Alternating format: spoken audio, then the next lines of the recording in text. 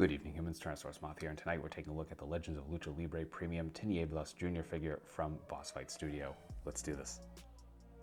Aesthetically speaking, this figure looks absolutely killer, and full disclosure, Tinieblas' look has always been one of my favorites. It's one of the kind of first luchadors, just gear designs I saw and was like, okay, yeah, I'm interested in this. And yeah, this does not disappoint in plastic either. They just absolutely killed it. I mean, going off the color scheme here, you know, it's kind of nice matte black gear and all those touches of that metallic gold everywhere. Like none of it's that plastic gold that they're trying to match the paint. It's all painted metallic. And not only that, we got touches of silver, we got little touches of red here and there, like here up on the mask, here on the gauntlets. Just really, it's a beautiful color scheme. It comes across beautifully.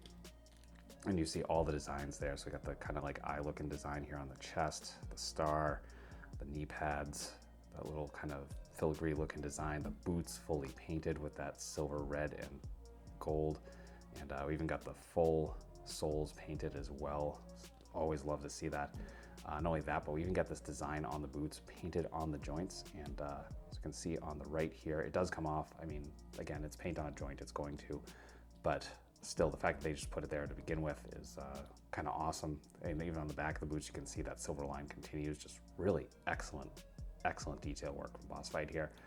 We get the buckles sculpted in here as well, which is very, very nice. The huge design on the back. So again, just great attention to detail. I think proportionally, it looks perfect, like exactly like Tinieblas' build. So love that. The mask itself just looks awesome. Lots of nice details with the seams, the ties on the back. And this is just one of my favorite Mascadora masks of all time anyway. It reminds me of a fencing mask, and I just love fencing masks. I did fencing for years. So yeah, just love that they like really kind of nailed this figure. So yeah, just killer looking overall. Really nice loaded of accessories too, so let's jump right in, starting with hands. So we do get a pair of grips right out of the box. Then we get a pair of kind of gripping splayed hands.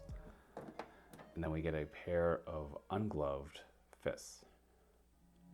Then from there we get two different head sculpts. So we do get the all gold and red mask that we just looked at, and then we get a second mask with the kind of yin-yang sort of gold and silver look. So beautiful all around, different sculpts as well. Just really, really cool work.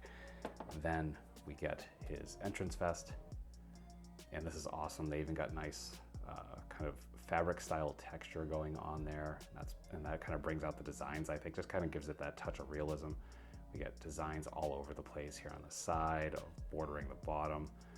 Here even at the collar, so really nice attention to detail, just overall, absolutely love it. Then finally, we do get a new addition, and they announced this, I think this is a late addition to this figure too, the Legends of Lucha Libre Campeon belt, and this is awesome, like really intricate design going on there, and you know, this kind of muted aged gold I think works exceptionally well, especially those pops of like bright green. So yeah, fantastic looking belt, and that will do it for accessories. Articulation balance here are beautiful, just as I've come to expect from Boss Fight Studio. They're my favorite wrestling figures, and this continues that. I will say, this wave, for whatever reason, seems to be particularly tight with all the joints, so absolutely heat them up before you move anything on them. This is actually my second one. I got the first one. I moved the right arm and it just snapped. So yeah, it was, especially where it's been so cold lately, it's just a bunch of things. They actually sent out an email saying to warm them up, so I figure this has been an issue.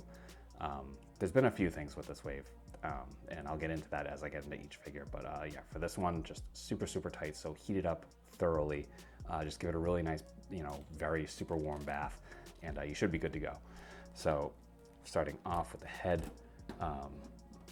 we are on a barbell joint, and not a crazy amount of up, but we do get some, actually not a crazy amount of down. We do get a little bit of up. We get a little bit of tilt and some rotation, and that's because I think they're using the same ball joint for all these figures, and there's not a lot of clearance. There we go. Between the ball and the top of the neck. So I think you could possibly shave that down. I don't know what that would do for the aesthetics, but yeah, just something that's actually, yeah, I think you could shave a little bit and get a little more range. So worth noting. We do get not butterfly joints, but it's actually a ball that comes out into a piece that goes into the shoulder.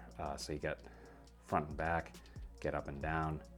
You got to push in a little bit to get that joint up. There's a really tight detent right at the top, and you can get a perfect T, get bicep swivel, double jointed elbows bring us to here. We do get hinge and swivel at the wrists. We get vertical here for the grips, and then the others are horizontal. Get a ball joint at the diaphragm, ball joint at the waist.